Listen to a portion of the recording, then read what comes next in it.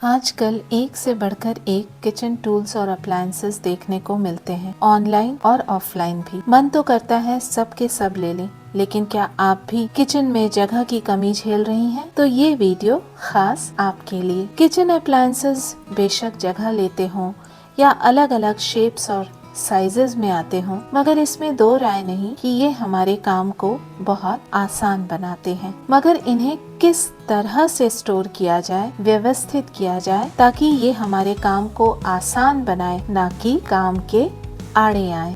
नमस्कार, welcome to my channel. और कैसे हैं आप लोग? उम्मीद करती हूँ आप सभी लोग अच्छे से होंगे। पिछले वीडियो में आप लोगों ने ढेर सारा प्यार दिया, उसके लिए बहुत बहुत शुक्रिया। उस वीडियो में एक क्वेश्चन बहुतों ने पूछा है और वो ये कि मैंने सिरामिक वेयर किस स्टोर से ख़रीदा है। तो ये स्टोर लोनावाला में है और लोनावाला में आपको ऐसे बहुत सारे स्टोर्स देखने को मिलेंगे और उनके कलेक्शंस भी काफ़ी अच्छे होते हैं।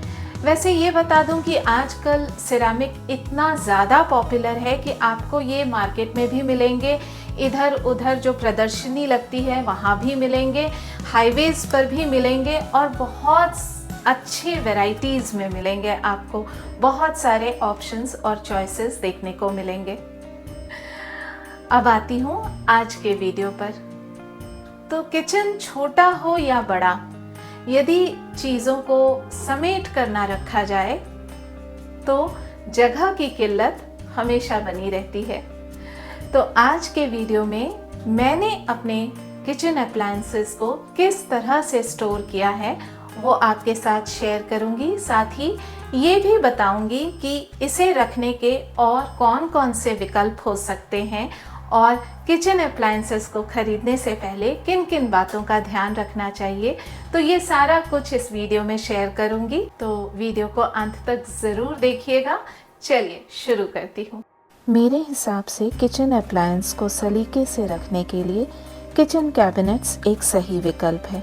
ऐसा करने से अप्लायंसेस पर धूल नहीं जमते और इन्हें बार बार साफ करने की ज़रूरत नहीं पड़ती। अब अगर इन अप्लायंसेस को कैबिनेट्स में रखने हैं तो काउंटर टॉप के नीचे वाले कैबिनेट बेटर रहते हैं, क्योंकि ये कैबिनेट्स आपके कमर की हाइट के होते हैं और इनमें आपको एरियल व्यू मिलता है। ऊपर से ही आपको सारी चीज़ें अच्छे से दिखाई देती हैं। इसके बगल वाले कैबिनेट में मैं ट्रे, डिब्बे वगैरह रखती हूँ, क्योंकि नीचे का जो कैबिनेट है वो ज़्यादा बड़ा है, डीप है और इसका चौड़ाई भी अच्छा खासा है। तो जो बड़े अप्लायंसेस हैं जिनके की हाइट ज़्यादा है उनको मैं इस नीचे कैबिनेट में रखती हूँ। ऊपर के कैबिनेट्स में भी रखे जा सकते हैं, लेकिन वहाँ से निकालने या रखने में आपको ज़्यादा स्ट्रेच करना पड़े। वैसे अगर भगवान ने आपको अच्छी खासी हाइट दी है तो आप अप्लायंसेस को ऊपर वाले कैबिनेट में भी रख सकती हैं। किचन टूल्स या अप्लायंसेस को इस तरह से डंप करके एक के ऊपर अनऑर्गेनाइज्ड वे में नहीं रखना चाहिए, नहीं तो इनके जो वायर्स होते हैं, कॉर्ड्स होते हैं, इस तरह से उलझ जाते हैं और फिर इन्हें निकाल कर यूज़ करने में परेशानी होती है और समय भी जाता है। तो इस तरह के टाई अप्स आते हैं जिनकी मदद से कॉर्ड्स को बांध कर रखा जा सकता है।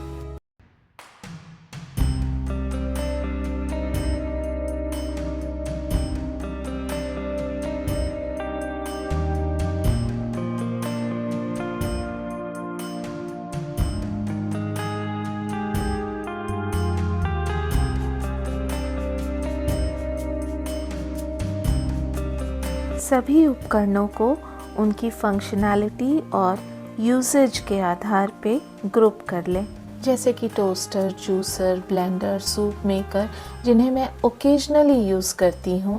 इन सारी चीज़ों को मैं कैबिनेट में पीछे की तरफ रखूँगी और ये जैसे कि mixer grinder, chopper, egg boiler, इन चीज़ों को मैं डेली यूज़ करती हूँ तो इन्हें मैं आगे की तरफ रखूँगी। और ये जो फूड प्रोसेसर और एयर फ्रायर हैं, ये थोड़े बड़े अप्लायंसेस हैं, इनकी हाइट ज़्यादा है, तो इन्हें मैं बड़े कैबिनेट में रखूँगी। वीडियो पसंद आ रहा हो तो इसे लाइक और शेयर ज़रूर कीजिएगा।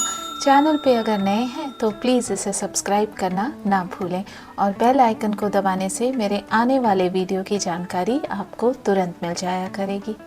उपकरणों के साथ के जो अटैचमेंट्स होते हैं, जैसे कि ये सैंडविच मेकर के अटैचमेंट्स हैं, तो इन्हें इस तरह से मैं रबर बैंड लगाकर यहीं पे सैंडविच मेकर के साथ ही रखती हूँ, ताकि इन्हें यूज़ करने के दौरान मुझे एक ही जगह सब कुछ मिल जाता है। वैसे यदि जगह की कमी हो तो फिर कुछ अटैचमेंट्स को इस तरह के बास्केट्स में भी रखा जा सकता है। कुछ अप्लायंसेस के जो वायर होते हैं वो थोड़े ज़्यादा लंबे या भारी या थोड़े मोटे होते हैं, तो उन्हें मैं अप्लायंस से निकाल कर अलग से बांध कर रखती हूँ। ये सुनिश्चित करना कि आपके सबसे अधिक यूज़ करने वाले उपकरण आपकी पहुँच में हो, आपके डेली किचन रूटीन को सुव्यवस्थित करता है, आपके वर्क फ्लो और कार्य क्षमता को भी बढ़ाता है। आपने शायद गौर किया होगा कि मेरे पास बहुत कम किचन टूल्स या अप्लायंसेस हैं। वो इसलिए क्योंकि कुछ अप्लायंसेस ऐसे होते हैं जिन्हें मल्टीपल कामों के लिए यूज़ किया जा सकता है। जैसे कि इस सैंडविच टोस्टर के अलग अलग अटैचमेंट्स को यूज़ करके आप अलग अलग चीज़ों को ग्रिल इफेक्ट दे सकती हैं, सैंडविचेस बना सकती हैं, पैनकेक, वेफल्स और भी बहुत तरह के स्नैक्स। या फिर इस एग बॉयलर में आप अंडे के साथ साथ आलू भी उबाल सकती हैं, या इसके नीचे वाले प्लेट पे आप एग फ्राई कर सकती हैं, ऑमलेट बना सकती हैं, या बेबी फूड के लिए कैरेट, स्वीट पोटैटो, बीन्स या फिर कॉर्न, मटर, पालक को स्टीम कर सकती हैं, ब्लांच कर सकती हैं। तो इस एक एग बॉयलर को आप मल्टीपल तरीके से यूज़ कर सकती हैं। सिमिलरली इस एयर फ्रायर में आप किसी भी सब्जी को रोस्ट कर सकती हैं, आलू, टमाटर, बैगन, या फिर आप इसमें सब्जी बना सकती हैं, अलग अलग तरह के स्नैक्स आइटम बना सकती हैं कम तेल में। सिमिलरली इस चॉपर के भी मल्टीपल यूजेस हैं। प्याज, लहसुन, अदरक, हरी मिर्च तो इसमें चॉप कर ही सकते हैं, साथ ही इसमें धनिया पत्ता या फिर ड्राई फ्रूट, नट्स वगैरह भी बहुत ही आसानी से चॉप किए जा सकते हैं। यदि आपको कॉर्न या मटर के टिक्की बनाने हो तो वो भी इसमें बहुत ही आसानी से दरदरा पीसे जा सकते हैं। फिर चाहे चॉपर मैनुअल हो या इलेक्ट्रिकल, क्या फ़र्क पड़ता है। इनफैक्ट मैनुअल चॉपर आप कहीं भी यूज़ कर सकती हैं बिना प्लग पॉइंट के भी। फिलहाल तो मेरे पास ये एक ही चॉपर है। हाँ, ये अगर ख़राब हो गया तो ज़रूर अपग्रेडेड वाला ले लूँगी। इसी तरह से अगर आपके पास फूड प्रोसेसर हो तो इसमें भी बहुत सारे काम आसानी से निपटाए जा सकते हैं। नॉर्मल आटा गूंदने के अलावा आप इसमें इसके अटैचमेंट्स चेंज करके, जैसे कि मूली, गाजर, लौकी इत्यादि को इनमें बहुत ही आसानी से और कम समय में ग्रेट किया जा सकता है। हाँ, उतना महीन या फाइन तो ग्रेट नहीं होता है जितना कि मैनुअल ग्रेटर में आप करेंगी, लेकिन फिर भी यदि बल्क क्वांटिटी में सब्जियों को ग्रेट करना है तो उसके लिए फूड प्रोसेसर बहुत काम आता है। या फिर बहुत सारी सब्जियों को मिलाकर मिक्स्ड वेज पराठा बनाना है तो मैं इसी में सारी सब्जियों को मिलाकर आटा गूंथ लेती हूँ। और ये देखिए आटा सन गया। हाँ, ये एक जगह नहीं हुआ है क्योंकि इसमें मैंने अलग से पानी नहीं मिलाया था। और ये देखिए कितना खास्ता क्रिस्पी मूली का पराठा तैयार हुआ है। तो मेरा ऐसा मानना है कि बेवजह ढेरों उपकरण इकट्ठा करने के बजाय ऐसे किचन अप्लायंसेस का चुनाव करें जो कि मल्टी फंक्शनल हो, ताकि एक ही उपकरण से विभिन्न प्रकार के कामों को निपटाया जा सके। और ऐसा करने से जगह की कमी भी महसूस नहीं होती है। तो मेरे करीब करीब सारे उपकरण इन 2 कैबिनेट्स में फिट हो जाते हैं और माइक्रोवेव अवन को मैंने इस काउंटर टॉप के कोने में रखा है। अगला पॉइंट ये है कि इन अप्लायंसेस को यूज करने के लिए जगह छोड़ें और ऐसी जगह रखें जहाँ की प्लग पॉइंट इजीली एक्सेसिबल हो। जैसे कि मैंने ये काउंटर टॉप को खाली रखा है ताकि काम की व्यस्तता में और जल्दबाजी में मुझे ऐसी खाली जगह मिले जहाँ सुविधाजनक रूप से मैं जल्दी जल्दी अपना काम कर सकूं। नहीं तो आधा समय और दिमाग दोनों जगह को खाली करने में जाएगा या फिर क्लटर समेटने में। किचन कैबिनेट्स ना होने की स्थिति में दूसरा विकल्प है कि माइक्रोवेव अवन के ऊपर इस तरह का एक स्टैंड लगा लें। ये स्टैंड मैंने 3-4 साल पहले अमेज़न से लिया था। अब तो ये और भी बेटर ऑप्शंस में अवेलेबल है। तो इस स्टैंड को माइक्रोवेव अवन के ऊपर लगाकर कुछ अप्लायंसेस को जिनकी हाइट ज़्यादा ना हो सलीके से रखा जा सकता है। या फिर इस तरह का ट्रॉली हो, शेल्फ हो या कोई बास्केट हो, उस पर भी इन अप्लायंसेस को सलीके से रखा जा सकता है। बस ध्यान देने वाली बात इतनी है कि ऐसी जगह पर रखें जहां की प्लग पॉइंट नजदीक हो। तो ये तो था दूसरा ऑप्शन।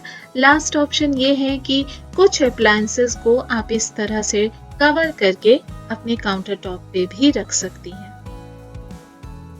और जाते जाते कुछ छोटे छोटे इम्पॉर्टेंट टिप्स। जब भी आप काउंटर टॉप पे मिक्सी रखकर यूज़ कर रही होती हैं तो मिक्सी जार को पूरा ऊपर तक ना भरें और ढक्कन के ऊपर इस तरह से हाथ से दबाकर मिक्सी को यूज़ करें। इससे होता ये है कि आसपास की चीज़ों पे मिक्सी के अंदर की चीज़ों का छींटा नहीं पड़ता है और आसपास की चीज़ें गंदी नहीं होती हैं।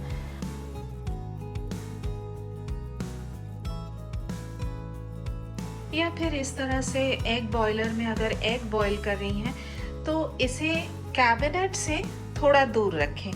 यहाँ पर किनारे अगर आप रखती हैं काउंटर टॉप के तो फिर इसका जो भी भाप या वेपर्स होता है वो कैबिनेट के सरफेस को खराब नहीं करेगा, ये बाहर रहेगा। Thanks for watching. उम्मीद करती हूँ आज की ये प्रस्तुति आपको हेल्पफुल और यूजफुल लगी हो। इसी के साथ आने वाले गणतंत्र दिवस की आप सभी को ढेरों शुभकामनाएं।